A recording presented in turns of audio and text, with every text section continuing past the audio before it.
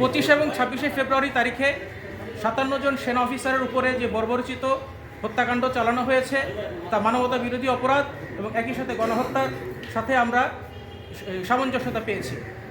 এখানে তৎকালীন অবৈধ প্রধানমন্ত্রী শেখ হাসিনা সহ তার দোসররা রাষ্ট্রীয় স্বাধীনতা সার্বভৌমত্বকে সংকটের মুখে ফেলার জন্য এবং তার স্বৈরশাসনকে দীর্ঘস্থায়ী করার জন্য দুটি বৃহৎ এবং শক্তিশালী নিরাপত্তা বাহিনীকে ধ্বংসের উদ্দেশ্যে এই গণহত্যা এবং মানবতা বিরোধী অপরাধটি সংগঠিত করেন।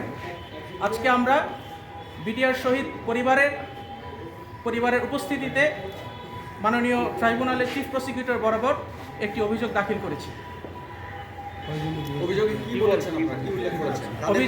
অভিযোগে আমরা 58 জনের বিরুদ্ধে আমরা অভিযোগ দাখিল করেছি তৎকালীন প্রধানমন্ত্রী শেখ হাসিনা সহ, এবং আমাদের অভিযোগ খুবই সুস্পষ্ট।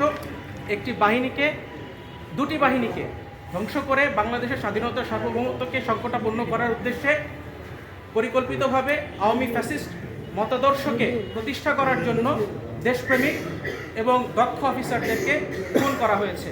তাদের লাশে আগুন দেওয়া হয়েছে, বেয়নেট দিয়ে খুঁচিয়ে তাদের লাশকে ক্ষতবিক্ষত করা হয়েছে, তাদের এবং তাদের পরিবারকে আটক করে জিম্মি করা হয়েছে, লুটপাট চালানো হয়েছে, তাদের উপর আঘাত করা হয়েছে।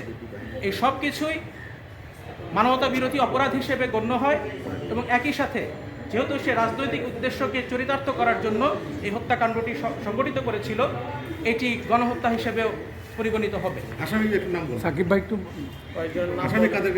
আসামিদের নামটা বলেন। জি, উল্লেখযোগ্যদের মধ্যে আছে তৎকালীন প্রধানমন্ত্রী শেখ হাসিনা, তার নিরাপত্তা উপদেষ্টা তারিক সিদ্দিকী, তৎকালীন স্বরাষ্ট্রমন্ত্রী যেহেতু এখন নেই, তৎকালীন আইনমন্ত্রী সহ বিভিন্ন বাহিনীর যারা তৎকালীন প্রধান ছিলেন তারা, এবং আরও কিছু আসামি আছে যারা ওই হত্যাকাণ্ডকে এড়াতে পারতেন কিন্তু না এড়িয়ে তারা এক্সেলারেট করেছে।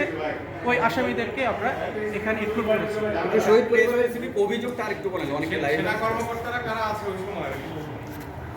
জি, সেনা কর্মকর্তা যারা আছেন, তৎকালীন ইন্টেলিজেন্সের যারা প্রধানগণ ছিলেন, দায়িত্বরত ছিলেন, সেনাপ্রধান ছিলেন, তারা এখানে হচ্ছে